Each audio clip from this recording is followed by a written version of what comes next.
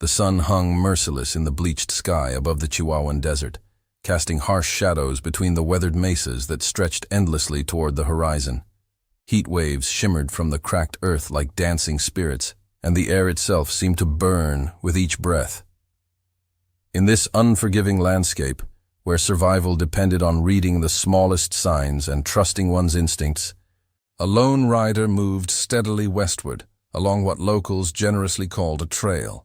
Jack Morrison sat his horse with the easy grace of a man who'd spent more years in the saddle than on foot. His weathered face, carved by wind and sun into deep lines around pale blue eyes, bore the map of a hard life lived outdoors. Beneath the wide brim of his hat, graying hair stuck to his forehead with sweat. His clothes, worn leather chaps, faded cotton shirt, and a vest that had seen better decades, spoke of practical necessity rather than fashion. The Colt .45 on his hip rode easy in its holster, positioned for comfort rather than show, though the smooth leather of the grip suggested frequent use. Behind him, 3 pack mules carried the entirety of his worldly possessions: mining equipment, camp supplies, and enough food to last a careful man 3 weeks. At 52, Jack had learned the value of planning ahead and traveling light. The silver claim he'd worked for 18 months in the Colorado mountains had finally played out, leaving him with enough dust to buy these supplies and seek his fortune elsewhere. Arizona territory held promise, or so the stories went. Stories were about all Jack had left to believe in. The horse's hooves found uncertain purchase on the loose shale that served as footing here, each step sending small stones skittering down the slope. Jack's eyes constantly swept the terrain ahead, reading the land the way some men read newspapers. A lifetime on the frontier had taught him that inattention was often fatal. Indians, bandits, rattlesnakes, flash floods, or simple bad luck could end a man's story without warning in this country. The silence felt almost oppressive, broken only by the soft creak of leather and the occasional snort from one of the mules. No birdsong graced these heights, no rustle of small creatures in the sparse vegetation. Even the wind seemed to hold its breath, waiting for something Jack couldn't yet name. He'd learned to trust these feelings, the way the back of his neck prickled when unseen eyes watched from the rocks, the way his horse's ears swiveled at sounds he couldn't quite hear. As he rounded a bend in the narrow trail, the path opened onto a small clearing where scattered boulders created natural shelter from the worst of the afternoon heat. Here, unexpectedly, the silence broke. A soft sound, almost like a whisper, caught his attention. Jack's hand instinctively moved toward his gun as he scanned the rocks, but what he saw froze his motion entirely. An Apache woman sat propped against the largest boulder, her dark eyes fixed on him with neither fear nor hostility, but something closer to resignation. She appeared young, perhaps 25, though the harsh, desert aged people quickly. Her traditional dress, once beautiful with intricate beadwork, hung torn and stained with dust and what looked like dried blood. Long black hair fell across her shoulders in tangled strands, and her lips were cracked from thirst. Most striking were her eyes, deep brown and intelligent, holding depths that spoke of both strength and current desperation. When she tried to rise, favoring her left leg, Jack could see she was injured. A makeshift bandage around her ankle showed dark stains, and her movements carried the careful deliberation of someone managing pain. Jack had encountered Apache before, both in peace and conflict, and had learned to read the subtle signs that meant the difference between life and death. This woman showed no signs of immediate threat. No weapons visible, no companions lurking in the rocks, no horses nearby. She was alone, hurt, and clearly in need. "Water," she said in accented English, her voice barely above a whisper. The single word carried the weight of true desperation. For a long moment, they regarded each other across the clearing. Jack's practical mind calculated the risks. Helping her might bring Apache warriors down on him. Leaving her might go against everything his mother had taught him about basic human decency. In this harsh country, Such choices often carried life-or-death consequences either way. He dismounted slowly, keeping his hands visible, and reached for his canteen. As he approached, she didn't flinch or move away, though her eyes tracked his every gesture. Jack knelt a respectful distance away and offered the water. She drank deeply, droplets spilling down her chin, and the relief in her expression was profound. "Thank you," she whispered, returning the canteen. Jack studied her injured ankle and the way she held herself. "How long you been here?" "2 days. Maybe 3. Her English was careful but clear. "Raiders came, killed my family. I ran." The simple statement carried enormous weight. Apache didn't abandon their wounded lightly. For her to be alone here meant something terrible had happened to her people. Jack felt the familiar weight of decision pressing down on him. In the frontier code he'd lived by, you helped people in genuine need, regardless of race or creed. But that same code also demanded practical caution. "You need food," he said, noticing the way her eyes had tracked to his pack mules. "And that ankle needs proper care." She nodded, not speaking, but something in her expression suggested both gratitude and wariness. Trust came hard in this country, especially between Apache and white settlers, given the blood spilled on both sides over the years. Jack returned to his supplies and pulled out one of his remaining loaves of bread, along with some dried beef and the last of his coffee. It represented the better part of his remaining food, but looking at her condition, he couldn't bring himself to offer less. Survival often meant hard choices, but abandoning basic humanity made a man no better than an animal. As she ate with obvious hunger, Jack found himself studying the surrounding terrain more carefully. The feeling of being watched had intensified, though he could see nothing to justify the sensation. His horse had become restless, ears constantly swiveling, and the mule showed similar unease. "Your people," Jack said carefully. "They looking for you?" She paused in her eating, considering her answer. "My brother leads war party. They hunt the men who killed our family." She met his eyes directly. "But they also look for me." The implications hung in the desert air between them. If Apache warriors found him here with their injured kinswoman, they might ask questions first, or they might not. Jack had heard enough stories to know that Apache justice could be swift and final, especially when it came to protecting their women. "How many?" he asked. 70, maybe more. Jack felt his blood chill. 70 Apache warriors would be more than a war party. That would be a full tribal mobilization, the kind that could clear every white settlement from 100 miles of desert. The fact that they were actively hunting both raiders and their missing woman made this clearing potentially one of the most dangerous places in the entire territory. Yet looking at the woman's condition, Jack knew he couldn't simply abandon her. Some lines couldn't be crossed, even for survival. His mother's voice echoed in his memory. "You judge a man by what he does when nobody's watching, and you judge him even more by what he does when everybody is." "Can you travel?" he asked. She tested her weight on the injured ankle and winced. "Not far, not fast." The tactical situation was becoming clearer and more dangerous by the minute. She needed rest and medical attention that would take days to provide. Moving her might worsen the injury and would certainly slow any escape to an impossible crawl.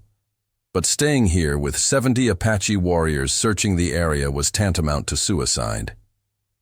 As if summoned by his thoughts, a new sound drifted across the afternoon air, the distant but unmistakable sound of horses moving across loose rock.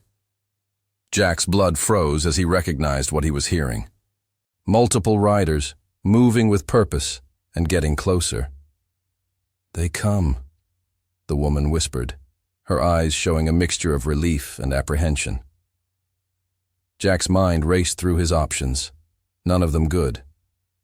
He could abandon her and try to escape, but his pack mules would slow him down, and Apache warriors could track across terrain that would leave him lost and dying. He could stay and hope for peaceful contact, but white men didn't often fare well when discovered with injured Apache women, regardless of the circumstances. He could try to hide, but the clearing offered little concealment, and the approaching riders would easily spot his animals. The sound of horses grew closer, accompanied by the soft jingle of equipment and what might have been quiet voices. Jack estimated perhaps 10 minutes before they reached the clearing, maybe less if they were following a direct trail. "What should I tell them?" he asked the woman, realizing that his fate now rested largely in her hands. She looked at him for a long moment, perhaps weighing his actions against the inevitable questions her people would ask. "You gave food to one who was hungry," she said finally. "Water to one who was thirsty. Among my people this matters. It wasn't exactly a guarantee of safety, but it was something." Jack checked his weapons and looked once more at the narrow trail leading out of the clearing. The smart play would be to run, but something held him in place. Perhaps curiosity, perhaps fatalism, or perhaps simply the knowledge that running would only delay the inevitable. The first warrior appeared at the mouth of the trail like a shadow-given substance.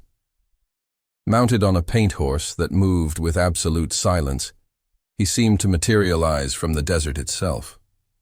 Dark skin bronzed by sun and wind, long black hair held back with a red bandana, wearing a mixture of traditional Apache clothing and acquired pieces, leather vest, cotton shirt, cavalry boots that suggested a story Jack didn't want to know. More warriors appeared as if emerging from the rocks themselves, taking positions that surrounded the clearing with practiced efficiency. Jack counted 20, then 30, then stopped counting as they continued to materialize. Each was armed with both traditional weapons and modern firearms, creating an overwhelming display of force that needed no emphasis. The lead warrior's eyes found the woman first, and his stern expression softened with obvious relief. "Brother," Jack realized, seeing the family resemblance now that he looked for it. The warrior's gaze then shifted to Jack, and the temperature seemed to drop 20 degrees. They spoke in Apache, rapid words that Jack couldn't understand, but whose tone conveyed urgent questions and careful answers. The woman gestured toward the bread and water, toward Jack's supplies, and spoke at length in what sounded like explanation rather than accusation. More warriors continued to arrive until the clearing and surrounding rocks seemed alive with armed men.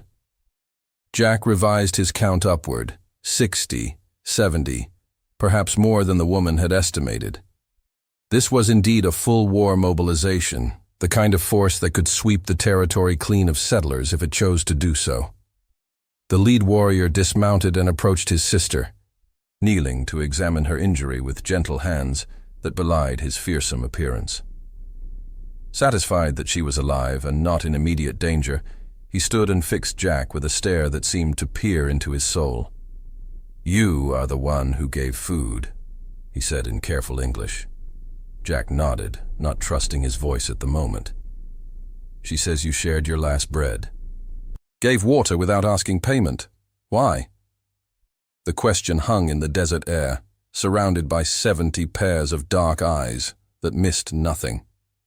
Jack realized that his answer might determine whether he lived to see another sunrise. "She was hungry," Jack said simply. "Thirsty. Hurt. Seemed like the right thing to do." The warrior studied him for a long moment that stretched into eternity. Around the clearing, Jack could hear the soft sounds of horses and equipment, but no conversation. Everyone seemed to be waiting for some sort of signal or decision. "I am Joseph Crow Feather," the warrior said finally. "This is my sister, Morning Star.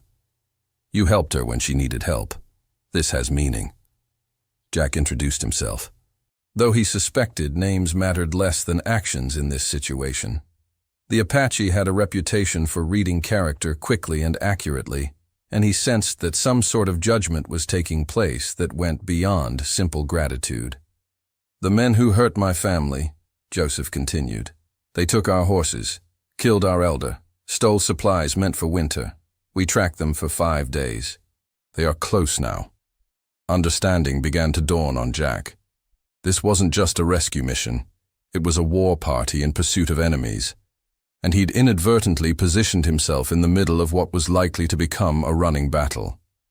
"How many?" Jack asked. 12 men. well armed. They know we follow, so they hurry toward the white town of Cedar Falls. They think to find protection there. Jack knew Cedar Falls, a rough mining settlement about 2 days' ride west.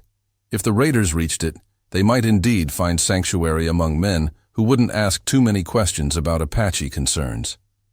The political situation between the territorial government and the various Apache tribes remained tense enough that white settlements often chose sides based on immediate convenience rather than justice. "You travel west also," Joseph observed, noting Jack's pack mules and supplies. "Towards Cedar Falls." It wasn't quite a question, but Jack nodded anyway. The implication seemed clear enough. Their paths would converge, whether by choice or circumstance. Morning Star spoke again in Apache, her voice stronger now after food and water. Joseph listened carefully, then turned back to Jack with something that might have been the beginning of a smile. "My sister says you have good heart but poor judgment. She thinks you will not survive 2 days in this desert alone with raiders nearby." He paused, seeming to weigh his words. "She suggests you travel with us." The offer caught Jack completely off guard. Traveling with 70 Apache warriors would guarantee safety from raiders and most other threats, but it would also mark him as an ally in the eyes of any whites they encountered. In territorial politics, such allegiances could prove dangerous long after the immediate threat passed. "That's generous," Jack said carefully, "but it might cause problems for both of us if we meet other whites on the trail." Joseph nodded, understanding the complexities involved. "These raiders, they kill Apache family for sport, take horses and supplies like bandits. Tomorrow, maybe they kill white family for same reasons. Justice has no color." It was a compelling argument, and Jack found himself reconsidering his automatic caution. The frontier had taught him that survival sometimes required unlikely alliances, and the character he'd seen in both siblings suggested this wouldn't be a decision he'd regret. "Besides," Joseph added with definite humor now, "my sister says you gave away your food. Without us, you starve before you reach water." The accuracy of that observation struck home. Jack had indeed been cavalier with his supplies, and the nearest reliable water source was at least a day's hard ride away. Pride might demand independence, but common sense suggested acceptance. "Appreciate the offer," Jack said. "Glad to ride with you." The formalities concluded, the Apache camp transformed with remarkable efficiency. Warriors who had seemed like scattered sentries moments before revealed themselves as an organized military unit with clear command structure and practiced routines. Some tended horses, others established perimeter watch. Still others began preparing what looked like a traveling camp, designed to move fast and leave minimal trace. Jack found himself assigned a position in the column that kept him protected but not constrained, suggesting a level of trust that seemed remarkable given the circumstances. Morning Star, despite her injury, insisted on traveling rather than slowing the pursuit, and a makeshift travois was quickly constructed to carry her in relative comfort. As they prepared to move out, Joseph approached Jack with additional information that changed everything. "Scout returned," he said quietly. "The raiders, they are not 12 men. They have joined with others, maybe 20, 25 now, and they have prisoners." "White prisoners?" Joseph nodded grimly. "Family from homestead east of here. Father, mother, 2 children. Raiders plan to sell them in Mexico or trade them to Comancheros for guns." The revelation transformed the pursuit from tribal justice into something larger and more complex. White settlers taken as prisoners faced fates that didn't bear contemplating, and children especially would suffer horrors that could break their minds even if their bodies survived. "Changes things," Jack said. "Changes everything," Joseph agreed. "Now we hunt not just for Apache justice, but for all justice. And we must hurry, because prisoners slow raiders down, but they also make them desperate. Desperate men do terrible things." The war party moved out as the sun began its descent toward the western mountains, creating a column that seemed to flow across the desert landscape like a river of shadows. Jack found himself impressed by the discipline and coordination displayed by men he'd been taught to think of as undisciplined savages. Their knowledge of the terrain, ability to read sign, and tactical awareness exceeded anything he'd witnessed among white military units.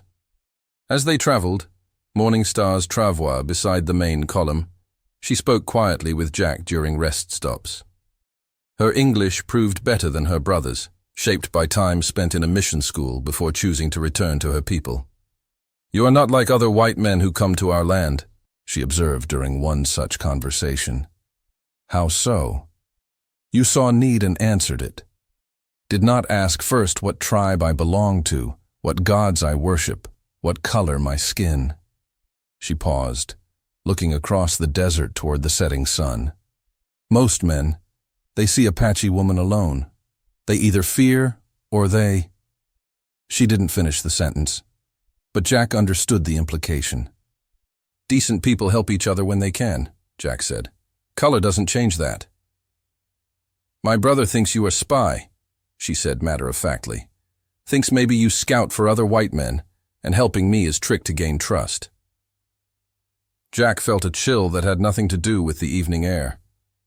"What do you think?" Morning Star smiled, the first time he'd seen genuine humor in her expression. "I think my brother is wise warrior, but poor judge of character. You gave your last bread to stranger. Spies do not sacrifice for their mission. They save themselves for report back." Her logic seemed sound, and Jack hoped Joseph would reach similar conclusions. Trust in war parties was fragile enough without the additional complications of racial suspicion and frontier politics. As darkness fell and the column made camp in a hidden canyon, Jack learned more about the raiders they pursued and the larger context of the conflict. The men weren't simple bandits, but part of a larger network that preyed on both Apache and white settlements, selling stolen goods, weapons, and people to whoever paid best. Their leader, a man called Brennan, had been operating in the territory for months, always staying one step ahead of both military patrols and tribal war parties. "Brennan has protection," Joseph explained around a small, nearly smokeless fire. "Someone in Cedar Falls warns him when soldiers come. Someone gives him information about Apache movements. This is why he stays free." The implications troubled Jack. Corruption among territorial officials was common enough, but active collaboration with raiders crossed lines that put entire communities at risk. If Brennan had allies in Cedar Falls, the pursuit might be riding into a carefully prepared trap. "You know who?" Jack asked. Joseph shook his head. "We know someone. We know they communicate by mirror signals from mountain peaks. But which someone? This we must discover." The night passed quietly, though Jack noticed that Apache sentries maintained watch with a thoroughness that suggested genuine concern about pursuit or ambush. In the pre-dawn darkness, the war party broke camp and resumed travel with an urgency that hadn't been present the day before. By mid-morning, they reached the scene of the original raid that had started this pursuit. The sight that greeted them confirmed every story Jack had heard about frontier brutality. The Apache camp had been thoroughly destroyed, bodies mutilated in ways that suggested both racial hatred and deliberate intimidation. Personal belongings were scattered and trampled, but certain items, horses, weapons, anything with trade value, had been systematically removed. Morning Star wept silently as they passed through the ruins, and Jack found himself understanding Joseph's controlled fury in a way that transcended cultural differences. This hadn't been warfare, but murder for profit dressed up as racial conflict. The trail from the massacre site proved easy to follow, partly because the raiders had made little effort to hide their passage, and partly because the Apache scouts possessed tracking skills that seemed almost supernatural. Broken vegetation, disturbed earth. Even the pattern of horse droppings told stories that Jack was only beginning to appreciate. By afternoon, they'd closed to within hours of their quarry. Scout reports indicated that the raider party had indeed grown to more than 20 men, and that the white prisoners were still alive but showing signs of abuse. More troubling, the raiders seemed to be following a specific route towards Cedar Falls that avoided known water sources and obvious campsites, suggesting someone with detailed knowledge of the terrain was guiding them. "They know we follow," Joseph said grimly. "They push harder now. Maybe hope to reach town before we catch them." The tactical situation was becoming complex. If the raiders reached Cedar Falls with their prisoners, any rescue attempt would have to account for civilian bystanders and potential sympathizers among the townspeople. If they were intercepted in open country, the prisoners would be at risk during whatever battle followed. "How far to town?" Jack asked. "Half-day hard ride, but they travel slower because of prisoners. We can catch them before sunset if we push now." The decision was made to split the war party. Half would continue direct pursuit while the other half would circle ahead to cut off escape routes toward town.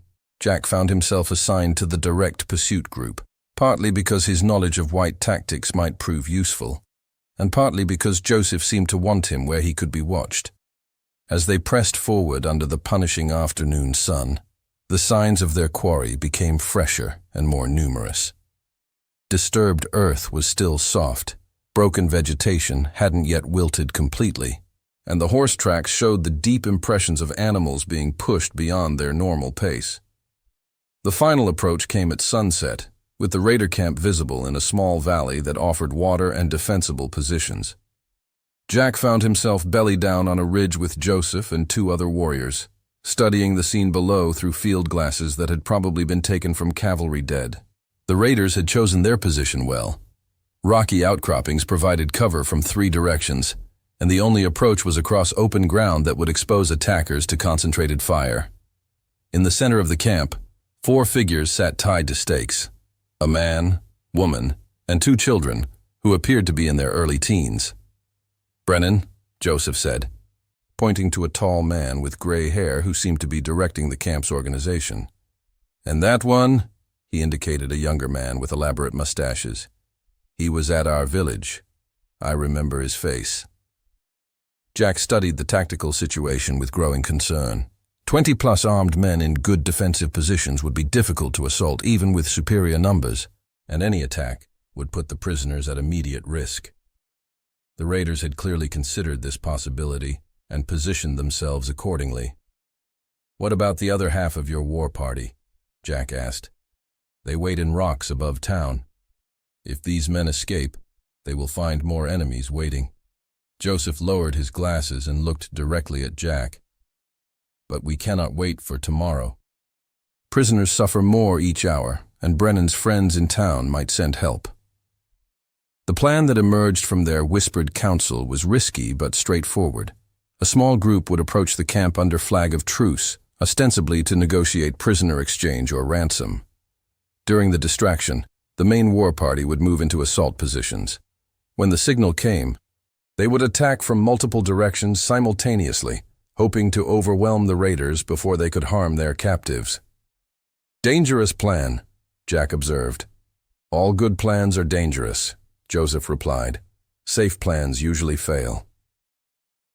Jack found himself volunteering for the truce party, partly because his presence might reassure the raiders, and partly because he'd developed a personal stake in seeing justice done.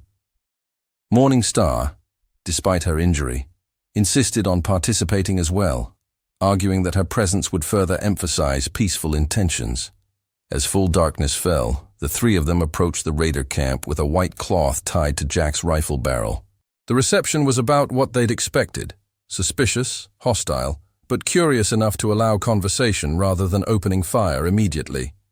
Brennan proved to be an educated man whose careful speech suggested origins far from the frontier.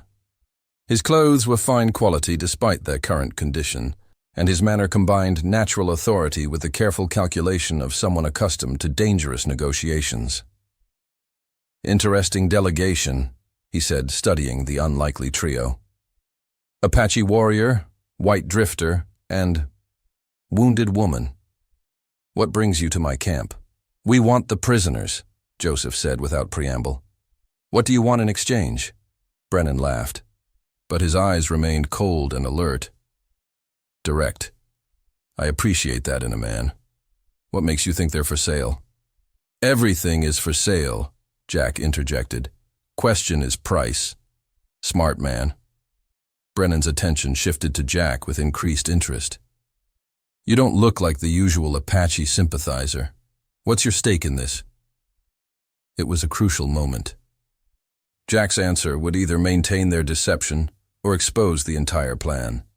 He thought of Morning Star's words about seeing need and responding to it, and found his answer.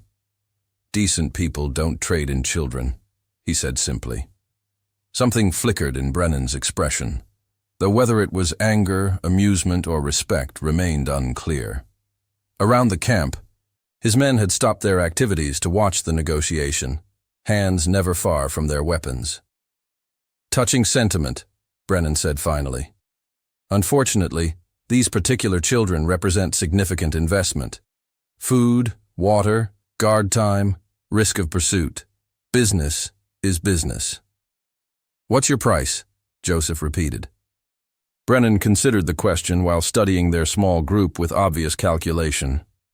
50 head of cattle, 20 horses, and safe passage to the Mexican border. The demands were impossibly high, clearly designed to end negotiation rather than begin it. Jack sensed Joseph's growing tension and knew their time was running out. Either they would reach some accommodation, or the talking would stop and the shooting would begin. "Counter-proposal," Jack said, hoping to buy more time for the war party to get into position. "We let you and your men ride away. In exchange, you leave the prisoners and half your supplies." "And why would I agree to that?" Jack gestured toward the darkness beyond the camp's firelight. "Because 70 Apache warriors have you surrounded, and they're not in a negotiating mood. This is the best offer you're going to get." The bluff was partially true. The Apache were indeed moving into position, but Jack was gambling that Brennan would choose to test their resolve rather than accept terms he clearly found unacceptable. Brennan's reaction confirmed his assessment. The raider leader's hand dropped to his gun, and around the camp, his men began reaching for weapons. The moment of negotiation was ending, and the moment of violence was about to begin. "Kill them," Brennan ordered. The night exploded into chaos as 3 separate battles began simultaneously. Jack dove behind a water barrel as bullets whined overhead, while Joseph and Morning Star rolled in different directions seeking cover. From the darkness beyond the firelight, Apache war cries split the air as the main assault began. What followed was the kind of close-quarters night fighting that turned battlefields into confusion and noise. Muzzle flashes lit the scene in stroboscopic glimpses, revealing running figures, clouds of gunpowder smoke, and the constant motion of men seeking cover, advantage, and survival. Jack found himself pinned behind increasingly unreliable cover as rifle bullets chewed away at his shelter. Across the camp, he could see the prisoners huddled together, miraculously untouched by the flying lead, but clearly terrified by the battle raging around them. The Apache attack developed with the coordinated precision of men who had practiced such assaults countless times. Rather than charging directly into the defensive positions, they used the darkness and terrain to approach from unexpected angles, forcing the raiders to divide their attention and firepower. But Brennan's men were experienced fighters themselves, and they responded to the attack with disciplined volleys that took their toll among the Apache warriors. The battle quickly settled into a deadly stalemate, with both sides seeking decisive advantage while avoiding exposure to enemy fire. Jack realized that his position allowed him a clear shot at several of the raiders, but taking it would expose him to return fire from multiple directions. The mathematics of survival suggested staying low and letting the Apache handle the assault, but watching the prisoners cower in terror made that choice impossible. He rose from cover and put 2 quick shots into a raider who was drawing a bead on an Apache warrior, then dropped back as answering fire chewed splinters from the barrel that sheltered him.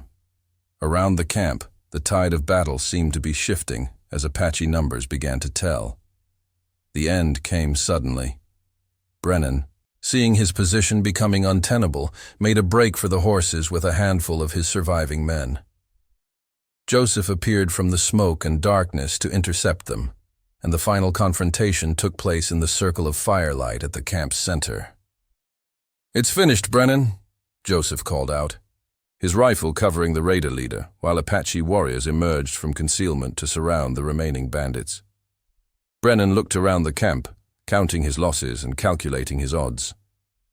Of his original 20-plus men, fewer than half were still standing, and those were clearly ready to surrender rather than continue fighting. "Seems you win this round," Brennan said, but his tone suggested the game wasn't over. "Question is what you plan to do about it." It was Joseph's turn to smile without humor. "Apache justice is different from white justice.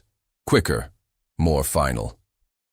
"Now hold on," Jack interjected, understanding the implications. "These men need to face trial, answer for their crimes properly." Joseph looked at him with something approaching pity. "White courts will not try white men for killing Apache. You know this." The terrible truth of that observation hung in the smoke-filled air. Territorial justice was indeed color-coded, and men like Brennan routinely escaped punishment for crimes against Indians while facing severe penalties for identical crimes against whites. But Jack also understood that summary execution would make Joseph and his warriors fugitives from territorial law, regardless of the moral justification. The cycle of violence and retribution would continue, claiming more innocent lives on both sides. "There might be another way," Jack said slowly, an idea forming. "Federal marshals have jurisdiction over crimes that cross territorial boundaries. Kidnapping, slave trading, murder for profit, those are federal crimes no matter who the victims are." Joseph considered this, though his expression suggested skepticism about white justice in any form. Around the camp, his warriors waited for orders, while the surviving raiders stood with hands raised, their fate hanging in the balance. The resolution came from an unexpected source.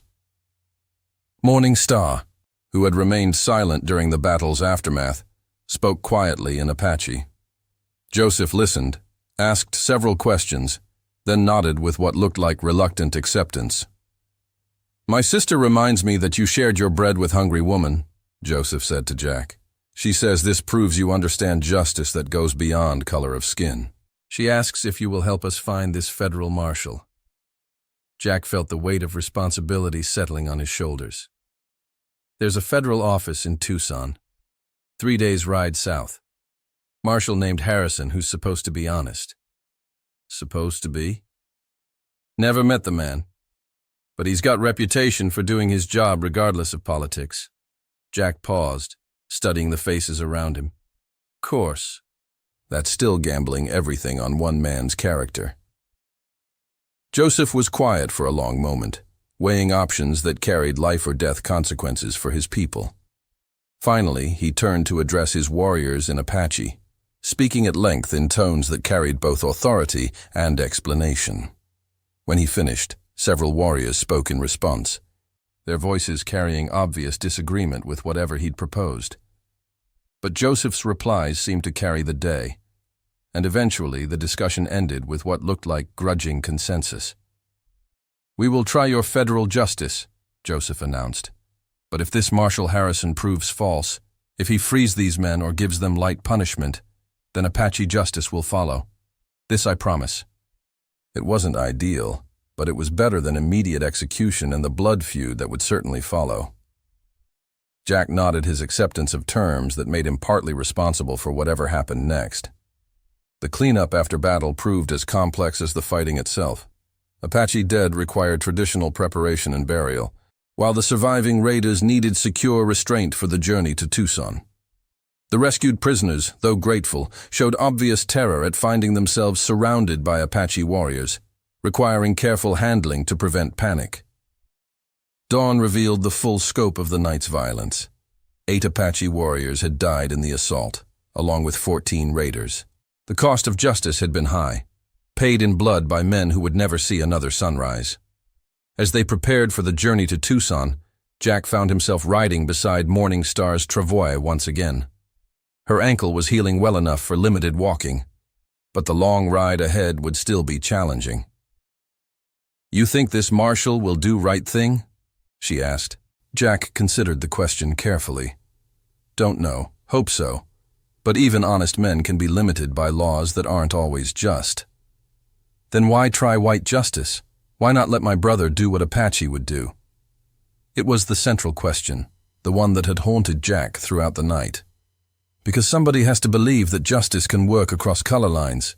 If we don't try, if we just accept that there's Apache law and white law and never any meeting ground, then we're saying there's no hope for anything better. Morning Star was quiet for a while, watching the desert landscape roll past. My brother thinks you are naive, thinks white men will never accept Apache as equals. Your brother might be right, Jack admitted. But giving up guarantees he's right. Trying at least leaves room for the possibility he's wrong. The journey to Tucson took 4 days, slowed by the need to guard prisoners and accommodate wounded. Along the way, they encountered other travelers who reacted with everything from curiosity to alarm at the sight of Apache warriors escorting white prisoners. Each encounter required careful explanation and diplomatic handling to prevent misunderstandings that could escalate into violence. On the second day, they met a cavalry patrol led by a young lieutenant who initially seemed ready to demand the prisoner's release. Only Jack's presence and careful explanation prevented what could have become a disastrous confrontation. The lieutenant, clearly out of his depth, eventually agreed to send a messenger ahead to inform Marshal Harrison of their approach.